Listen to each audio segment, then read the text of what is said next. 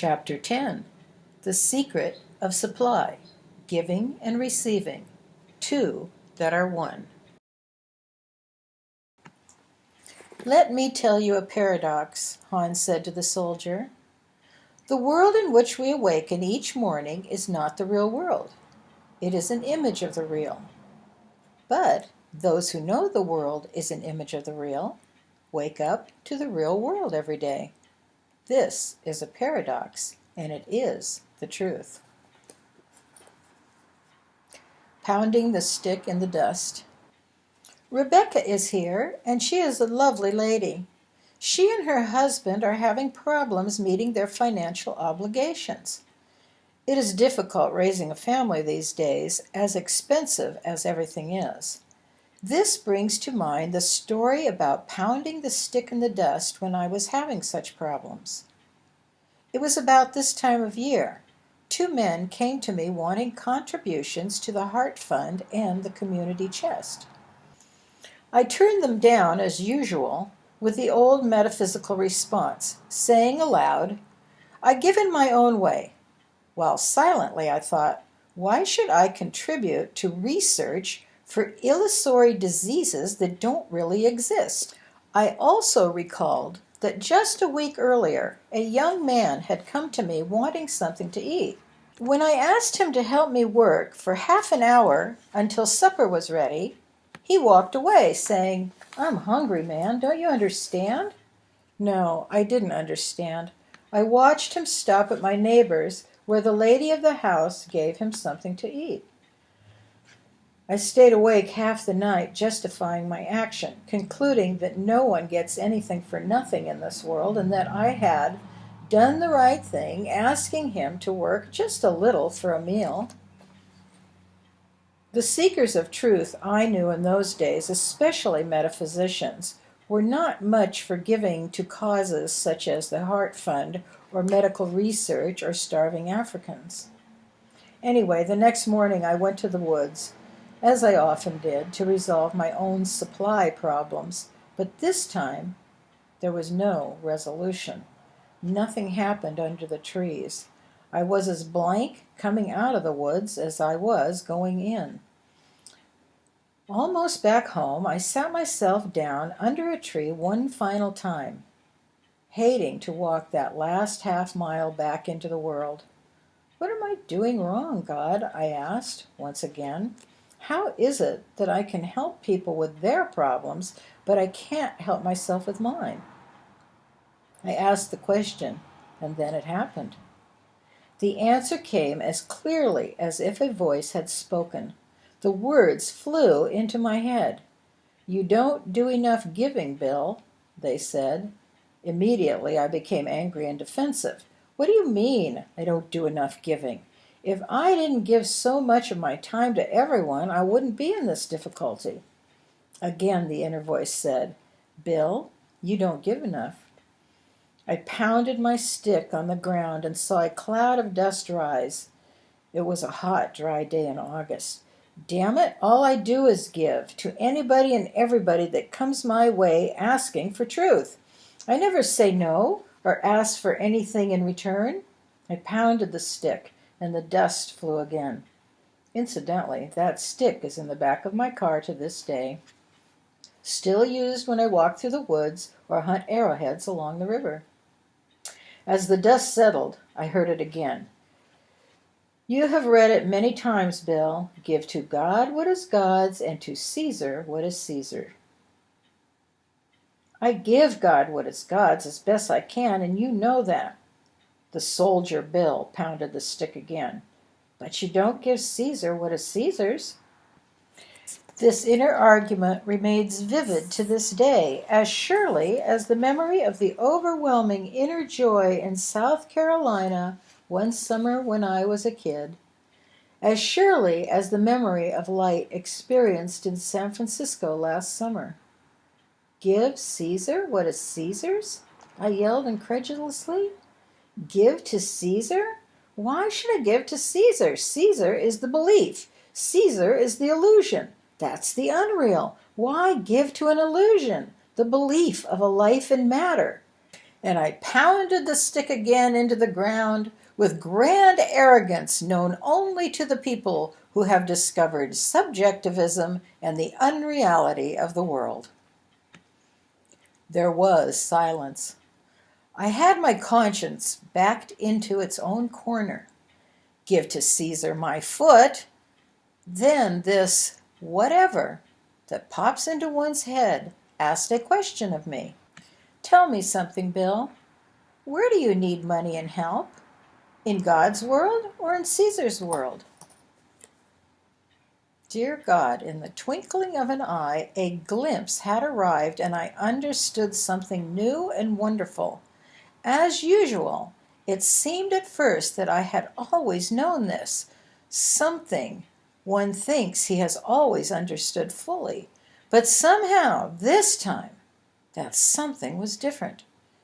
This was new beyond new. It was plainly the point of my weakness in the world.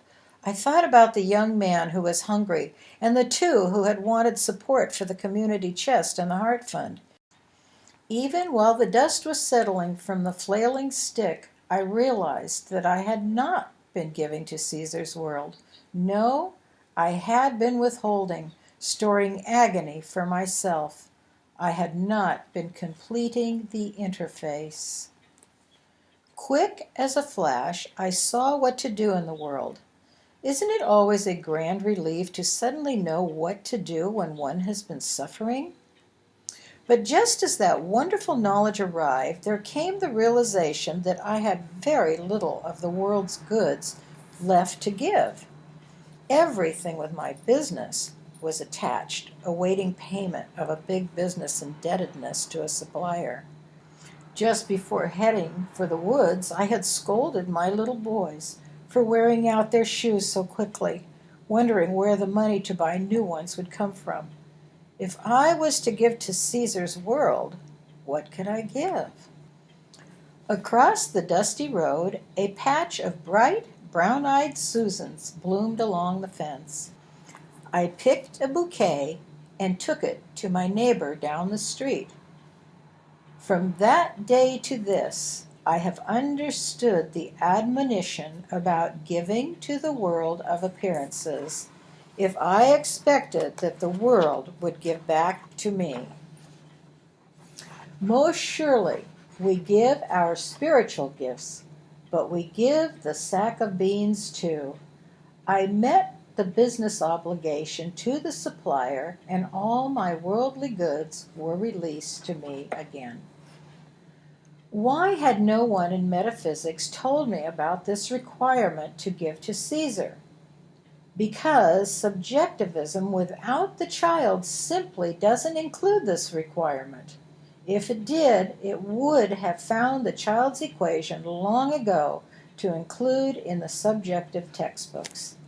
If it did, those organizations would be prospering today, not drawing on the vine. For every supply problem, the admonition is loud and clear, simple and elegant. Give God what is God's and give Caesar what is Caesar's. This statement is not a parable. It is a simple statement about how one is to conduct himself in the world if he wants things to go well in his world. As a metaphysician, I had been good enough about giving God what is God's, but I used my subjectivism as a selfish excuse to withhold from the world, all in the name of my grand metaphysical absoluteness and knowledge.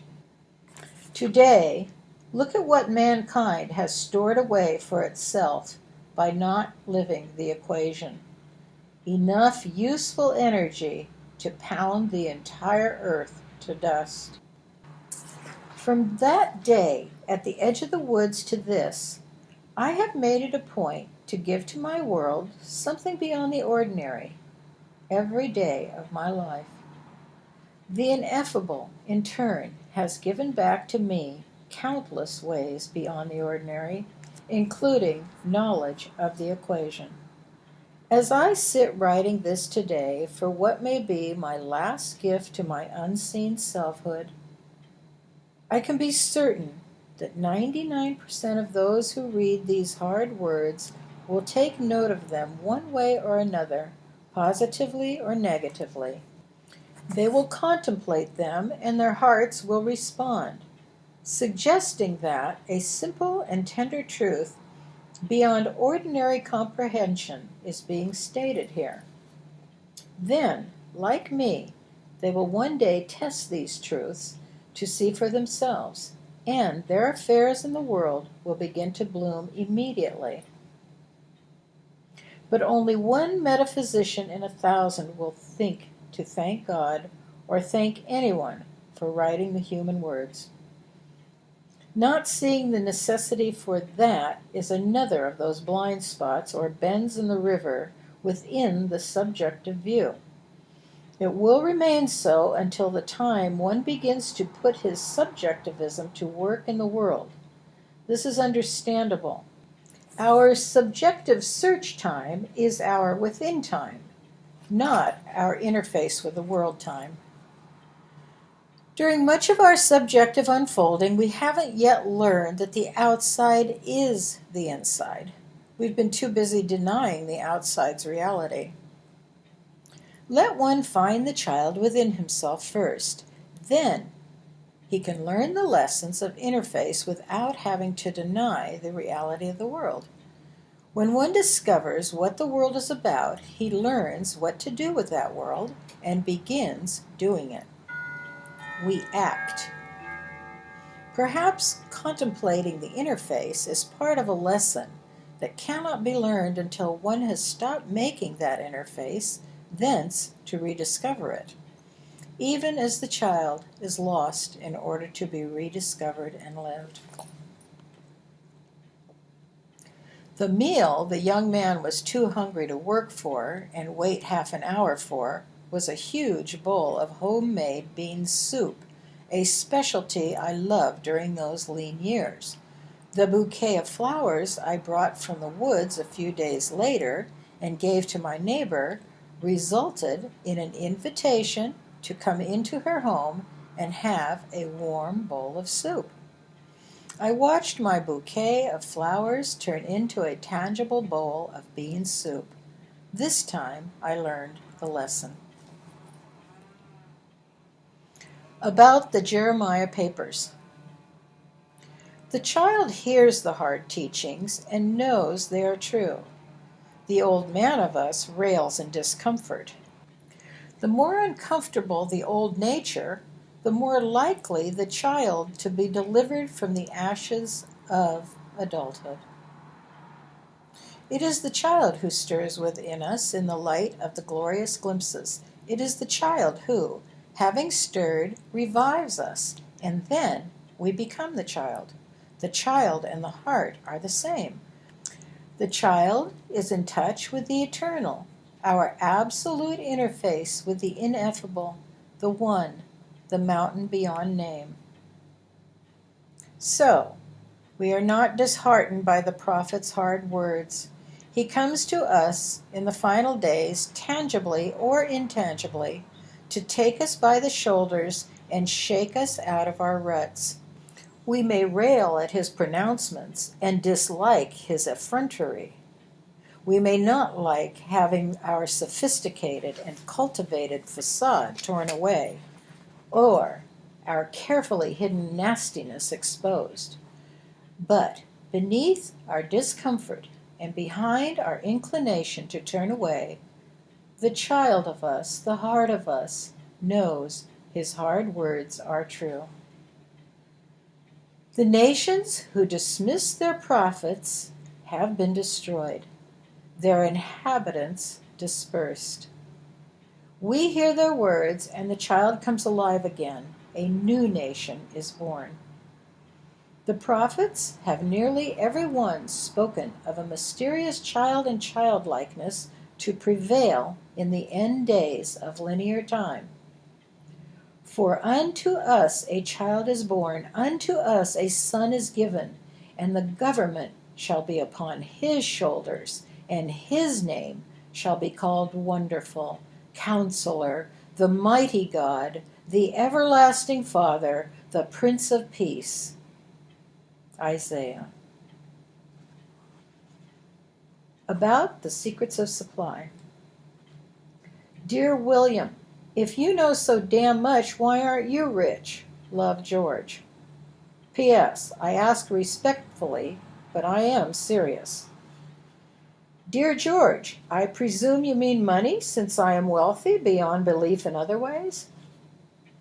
Dear William, I mean exactly what I wrote. Why aren't you rich? If the truth is worth attaining, it should certainly bring a monetary reward. If you are merely surviving without the sweet amenities of abundance, as I hear, why should I pay attention to your words? Dear George, it is not my words that matter, but your own.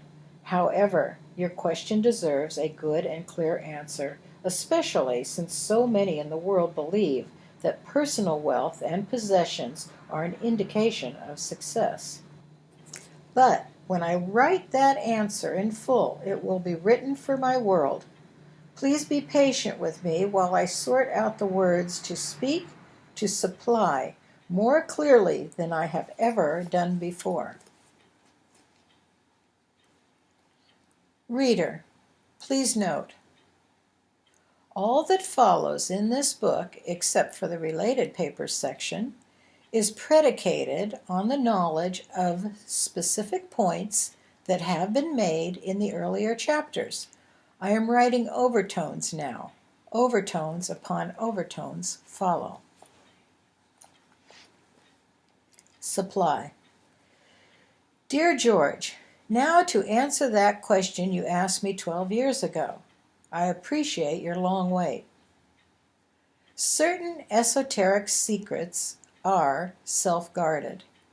Those bits of wisdom are the ones that come from the inside first, not necessarily related to the sights and sounds one gets on the outside. In some instances, understanding comes to the inside, but only when the secret is lived consciously or unconsciously in the world. The wonder of such a marvelous secret is that we can be told of it by those who know it, and, trusting the teller, we do as he suggests. Then comes our reward, the secret, quite beyond intellectualism, words, or anything the wealth of the world can buy. Without trust, we seldom do anything that is required. Such a secret is the child's mighty equation. When people who have not managed to put the me sense behind them for a time come to study here, and many don't even know a sense of self is to be understood and let go, they sometimes try to write down the words I say, as if that would capture the secrets those words seem to contain. They believe they have caught the secret in their linear words or in mine. But regarding the equation, unless they are living that mystery, they have only the narrowest idea about what is being said as we talk of it. Or, sometimes, they don't even hear the words. But if someone trusts and believes me, it is a different matter. Han and the Peddler. The old peddler has a house as neat as a pin, said Han. Yes, Ho answered, because he doesn't accumulate things but offers them to the world. Dear George, prostrate in depression. You say you have no light to give to your world. Well, if that's how it seems to you, you can now take the first step in lifting yourself from that bed of anguish. Get up, get out, and give someone a gift. Take some of that tangible wealth that you do have and give a bit of that to someone who needs it. Make this gift today, George, even if you merely walk down the street with an old sweater in your hand and give it to the first man who looks as if he needs it. It is not easy to take this first step toward the real wealth, but do it. Just trust me and do it. I tell you this remarkable wonder because your letter tells me that you are in need of it. I have lived this process and know it is true. We give a portion of our substance to the world, and as the consequence of that tangible giving, we soon receive a glimpse of light. That glimpse is manna from heaven, the real reward of giving to Caesar's world. The glimpse that comes shortly after the warm glow of doing something for another person, outside one's own family, is the light, the spirit, the word that proceeds out of the mouth of the Lord. It is the spirit of life that comes with healing on its wings.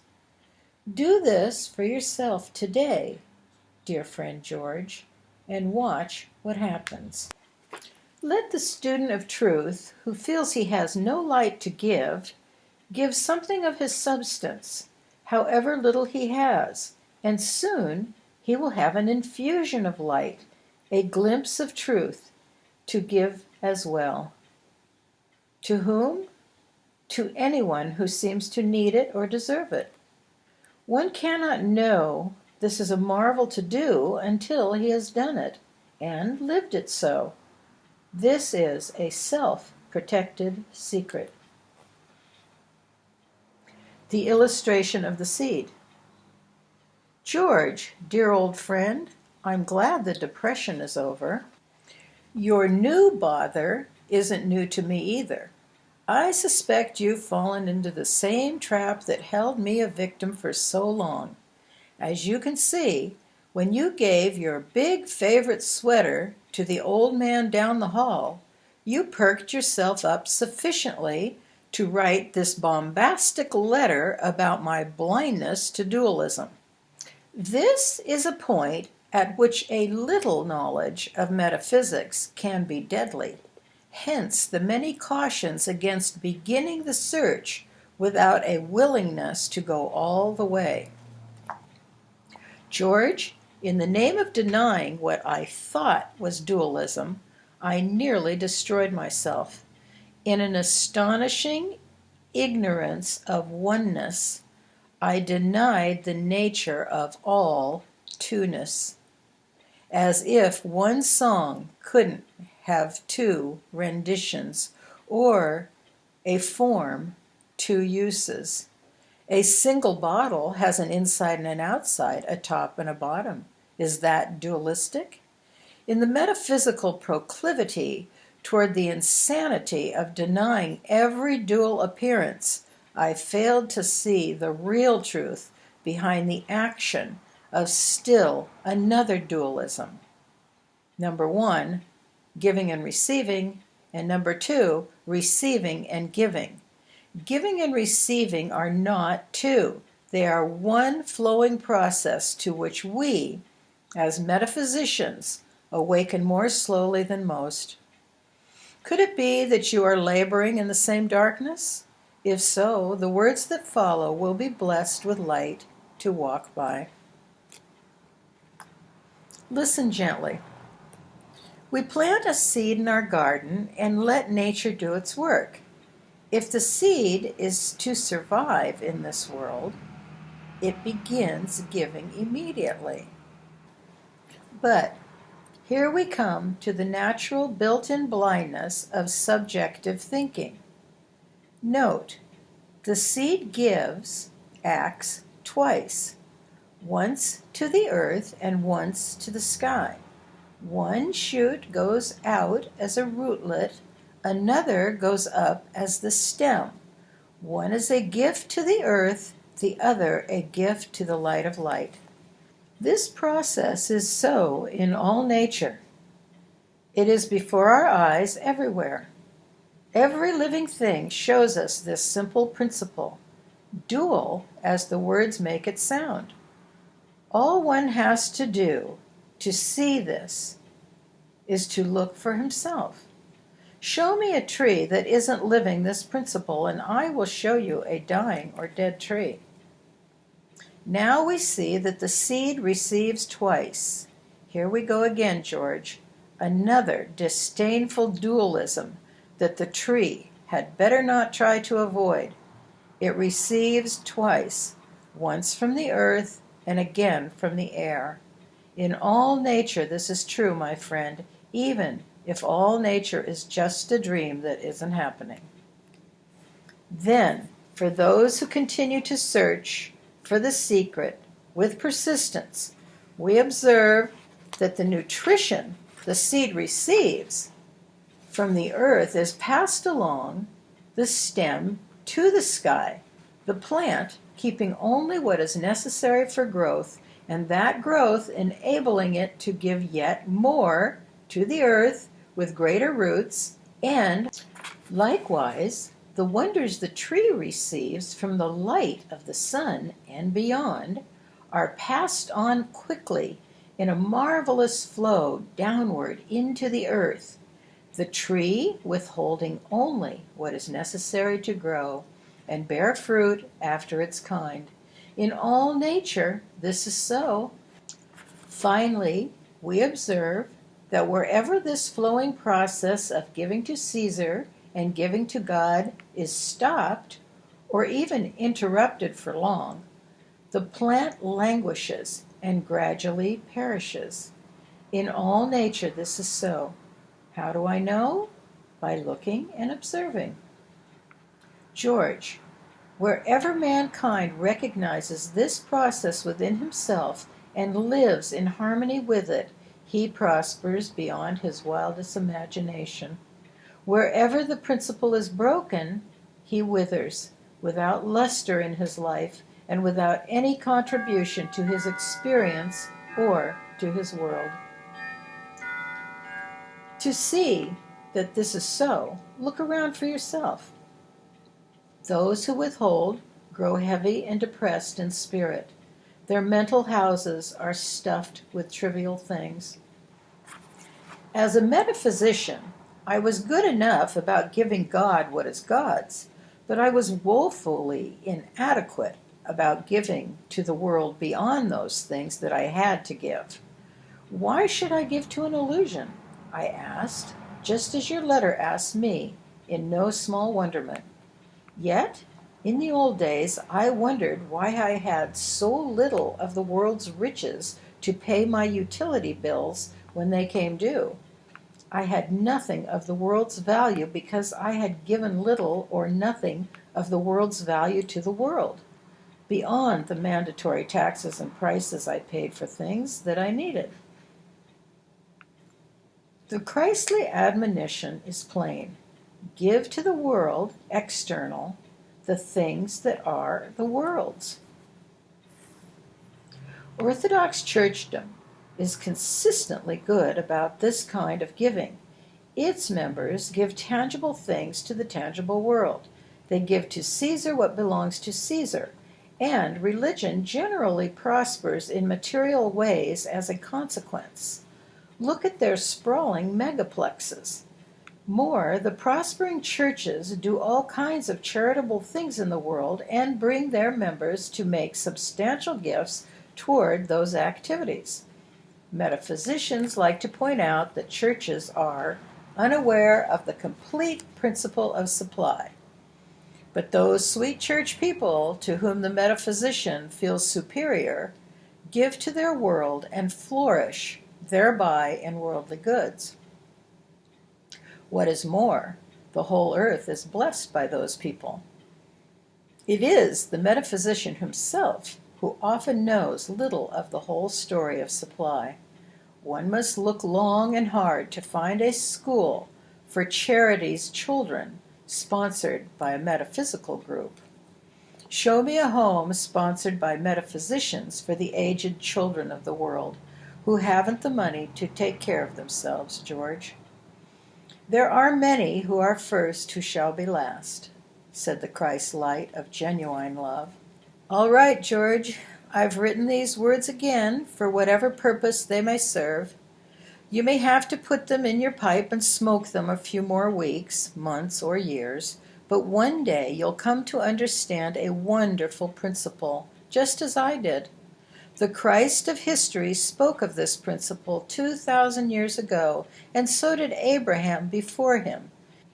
Instead of writing about the dualism that entraps you, give some attention to how and why you have recovered from the awful depression, that old new disease of the affluent society. Two kinds of giving. Certainly, as far as time and space go, there are two kinds of giving and two kinds of receiving, to and from the world, to and from spirit. It is the flow again, the inside and outside, the outside and inside. Our metaphysical training, as it has come to us from the present textbooks, leaves us absolutely blind to this. Most of the subjectivists I have known had no idea about real giving whatever, and that's sad, considering the glut of words written in the name of supply. As the earnest metaphysician, I overlook the essential relationship between these two because I thought any such idea was dualistic. And for 30 years I've found the same blindness in others at the metaphysical bend in the river, especially those who withdrew from their organizations before they learned what was there to learn. Oh, but there is much, much more to learn about the equation. If you are looking for the secrets of supply, read on and listen. This chapter has been part of the hard teaching. It seems, for a brief time, to heap guilt on the heads of those, like me, who didn't know about giving. Though I needed to hear these things long years ago, I only want to rehear them gently now, because the equation is not an easy point for the world to hear. Unless this is comprehended in clarity, it is a place for the old nature to scream obscenities. Sequentiality, or why explanations are difficult. When something significant happens in our affairs, nearly any kind of event, it happens as a series of sequential events that are nearly instantaneous. It is considered impossible to explain the totality of this series in one telling. For this reason, many of our experiences are not understood immediately. Even when they are, it seems impossible to explain to others so they can grasp them with the clarity we would like. Let me explain the mysterious series idea. One pulls the trigger of a loaded shotgun. There follows, almost at the same time, an explosion, a jolt against the shoulder, and a great splash in the water where the target bottle floated a second before. Following that, we hear the echoes of the gunshot resounding from the hills. The physicist is concerned with, or attuned to, the trigger pull and the jolt against the shoulder. The musician most notices the sharp sounds and the echoes along the riverbank. The artist sees the splash of water and the circling waves coming to shore through the haze of burned gunpowder. The event is viewed through a multi-mist of emotions: surprise, fear, hatred, disgust, excitement, on to near infinity. It is also viewed through the preferences of the viewer. The artist sees what he wants to see. The physicist thinks in his own preferred terms. How does one speak clearly to these different viewpoints at once, or even in the same book? It seems impossible, but it can be done. We are looking for it in this book. Well now, what has this to do with this matter of supply?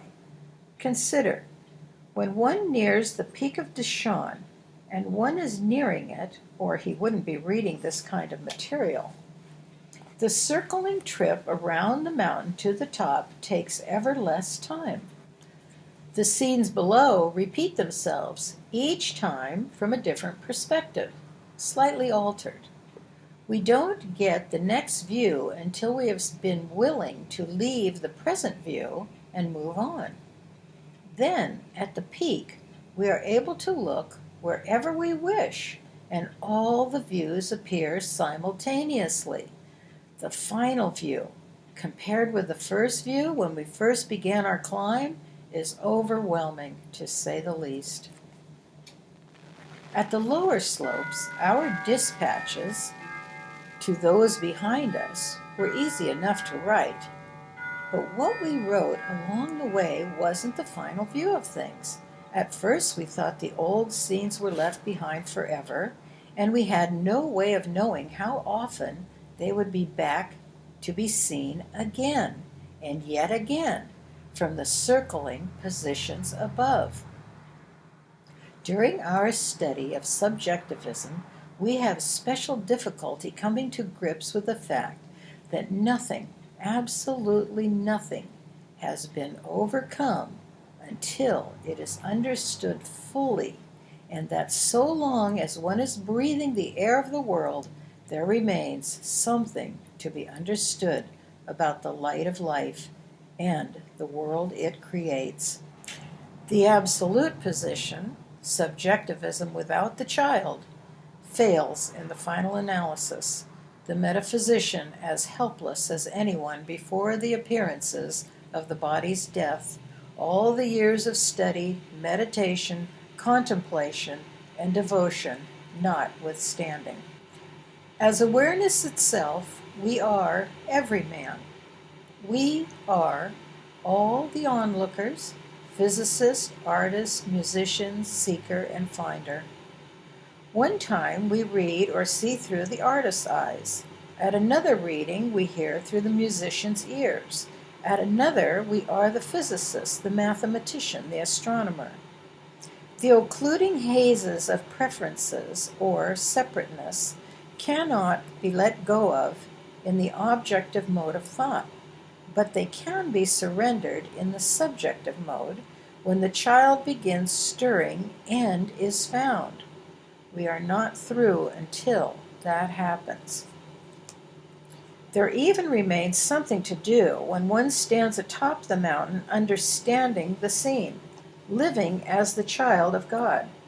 We are charged to do something before the movement ends and the rest begins. What?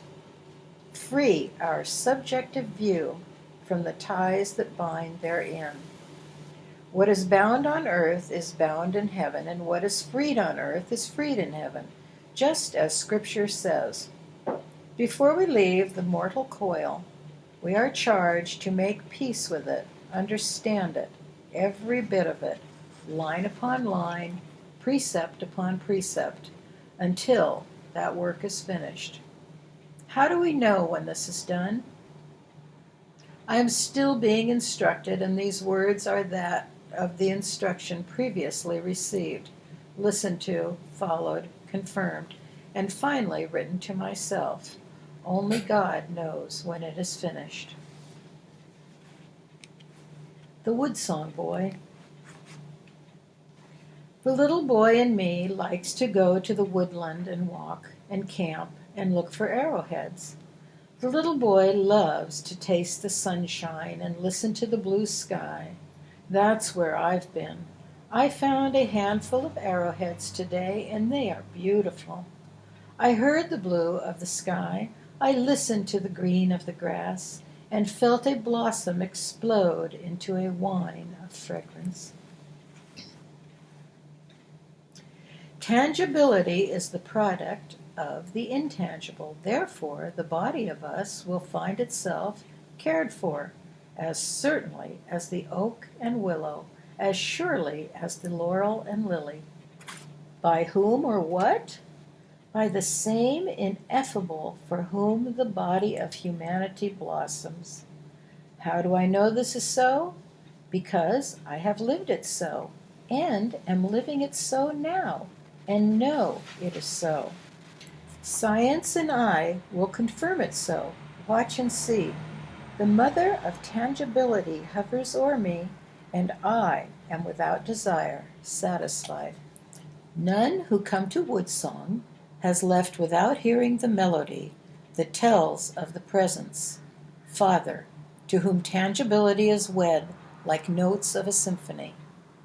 Those who listen, really listen to the rustling pines overhead, will know in their hearts that tangibility is the delineation of infinity, just as surely as the notes that sound the symphony's melody are sounding it perfectly. WOODSONG, 1970. "Ah, so," said Han, "I am very tired. Who knows what a battle it is to say these things? Sharp edge, stay with me a little time longer." Amen.